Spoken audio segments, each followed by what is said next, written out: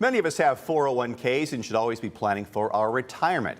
Well, the stock market has been wild this year. S&P 500 up over 10% for 2023. NASDAQ, which is a lot of tech stocks, had jumped 25% this year. The Dow barely above water for the year. With me today is Lancz, a nationally respected investment strategist from Lancz and Associates. Where is the stock market right now? Are we doing okay?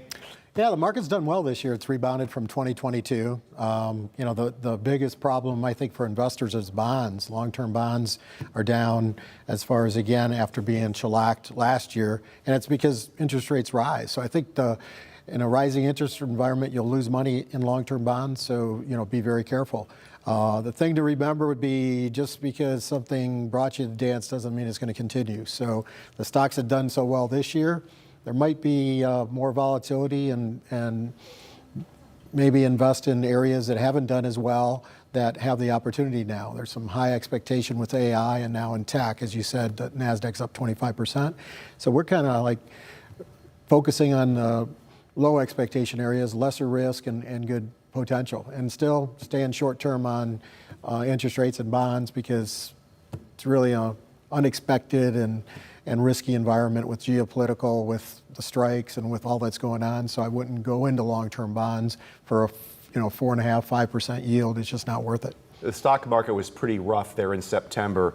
Things have stabilized somewhat. And today, for example, the markets are up. The Dow is up about 250 points. What trends do you see, though, on the stock market? I think you're going to see more volatility, Dan. It's a situation where the market was up quite a bit the first 6–7 months of the year. We had August and September down. Now it's swinging back and forth. Just a lot of uncertainty. I don't think we're going to get to new highs and break through. So when the market's near a high, maybe take some profits, reduce risk. And then when you get these periods like before today, we had 4 or 5 straight down days. Start accumulating quality, especially income. Real assets are good too, since inflation's here to stay for a while. So look at real assets as opposed to maybe long-term bonds. Okay, so last year the Russia invasion of Ukraine started, and the markets were kind of destabilized by that, and oil was destabilized worldwide. Things have kind of settled down somewhat, although that is way up in the air on that. Then, of course, now you add the Hamas-Israel war. There's a real fear out there that we could have a whole regional war, and that wouldn't be good for anybody. Yeah, and it really hurts us long term, and that's the way to look at it. Is not only do we have highest debt in history, but before we were hardly paying any interest on that debt.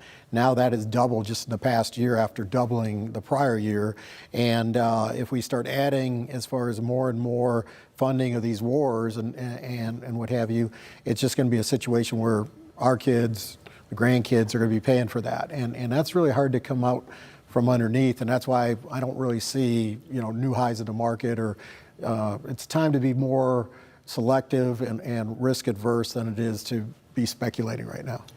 Question about interest rates. The Fed keeps raising interest rates to try to slow down inflation. I get that.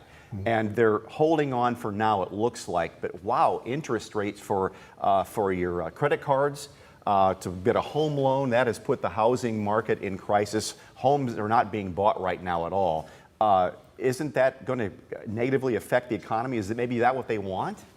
Yeah, they want to slow down the economy, slow down inflation. Their target is 2%. So that's what they're doing. As interest rates rise, it hurts the economy. So yeah, you have a divergence on the market, like car loan defaults are a 29-year high, right? Yeah. Like you said, it's very hard to buy a home because you're not going to go from a 3–4% mortgage to an 8%, right? And credit card debt is at record highs right now for the nation, and that's frightening. A concept that who would have seen that a few years ago? A lot of us were digging out of debt during COVID. We couldn't spend money, so we're paying off those credit card bills. Oh, now it's like, now that COVID's over, we're spending money with a vengeance. Yeah, the free money is gone, and the money that we've saved with not traveling and what have you those years of COVID, now we're spending. That's keeping the economy going, and that's helped the stock market. It's kept earnings strong and what have you. But there's going to be a lot of divergence with winners and losers, and that's where being selective is really key rather than just buying across the board. We asked you about AI last time you were here, and what future do you see in AI? AI is incredible. I mean, I think it's going to be revolutionary. It's just a matter of which companies are going to benefit, right? So right now, every company is saying they're part of AI or doing something with AI.